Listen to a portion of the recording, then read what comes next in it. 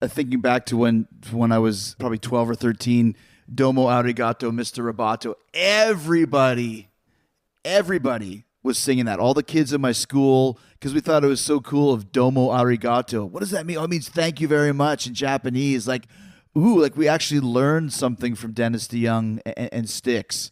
What an interesting tune. Let me ask you a question. Now, be honest. You can be honest. How you were 13? 12 or 13, yeah. 1983. Yeah, 12. Were you doing the robot with your friends? What were you doing? I'm just asking. We didn't do the robot. I don't think that had that up in Winnipeg, but I just remember everyone just singing Domo Arigato, Mr. Roboto. People liked it, didn't they? It was a catchphrase. Yeah, absolutely. Absolutely. Tommy and JY and I and the whole band loved that song when we were doing it. We loved it. Tommy brought the vocoder, bow, wow, wow, bow, wow. Yeah. He brought that into the band, not me. If I'm not mistaken, that's him doing that on the record. We loved it. As I said, the problems with the Kilroy tour was not that song. The problems were, I asked a lot of the band, which was like even acting on stage, Gotcha. to do what I thought was a rock theater piece, pushing the boundaries. But the real problem was, we were, in '83, experiencing the beginnings of the change in music. Right. Which was supposed to happen. That's where Bob Bobata was part of that. And after that, a lot of the English bands, a lot of the techno bands, go back and look. A year or so later, Van Halen put synthesizers in their rock music. That's right. ZZ Top, too. What does ZZ do? She got legs, right? Mm-hmm. Well, we jumped in both feet. And that's what it was all about. But ultimately, here's what I'm going to tell you on an aside. Rock bands always have differences of opinions and creative differences. Put 5 people in the room, need I tell you? That's how it works. You have a band, people have different ideas, but we worked together competitively for, 10 years and made it work in our advantage. And I always tell people, ask me, why do rock bands break up? Apart from, somebody sleeping with the drummer's wife, I think it's drugs and alcohol. Right. Drugs and alcohol impair your thinking process. They can make you think things that are not true. It's awful. And cocaine has destroyed more bands, right, Mm-hmm. than any creative difference in the world.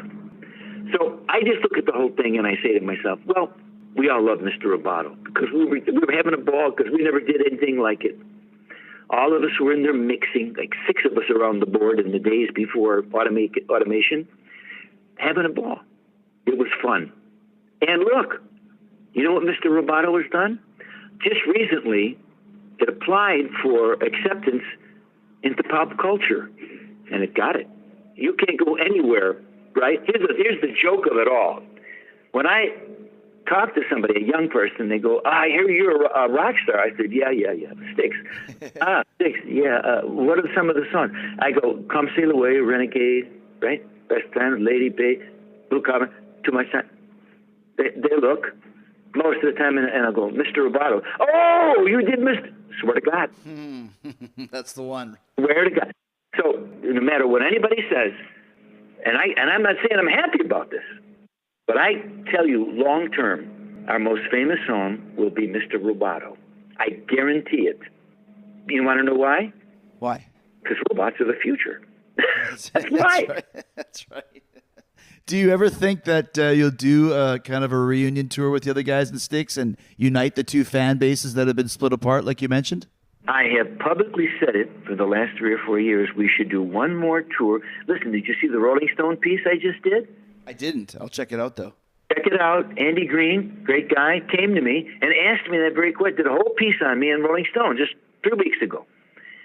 I'd still be in the band if it was up to me. And I publicly said, let's do one more tour for the fans. They deserve to see Mo, Larry, and Curly on the stage one more time together. And Shemp, that would be Chuck, whenever he feels good. I said it publicly.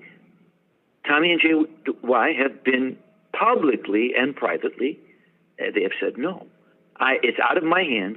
It's not my ego. It's not my burying the hatchet. I'm ready to go. Chris, call me. Let me know when I have to pack my bags. If you've got any gripes, you want to see the Styx thing one more time, as God had intended it, go to their Facebook page and tell them. I have no control over it. Don't come to mine.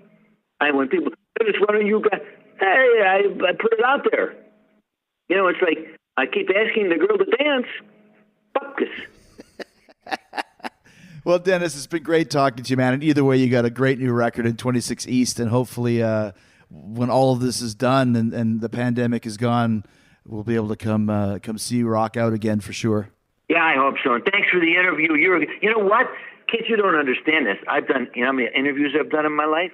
Yeah. Too many. Yeah. But Chris listens and doesn't try to be the whole show, which means he's a smart guy. He puts the guest in the spotlight, and I thank you for that, because it's getting dark in here. Honey, is it getting dark in here, or is my eyes failing?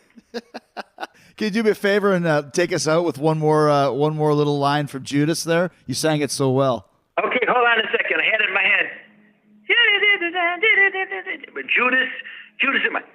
I got Judas in my mind, Judas in my mind. It was better the first time, wasn't it? Hold on. They go to the piano. Wait a minute. Oh, I got it. Okay, here we go. I got Judas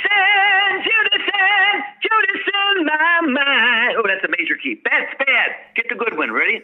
I got Judas in my... Oh, God, Judas in my mind. I'm fucking with your goddamn melody to be clever, and I can't do it. Hold on. Piano.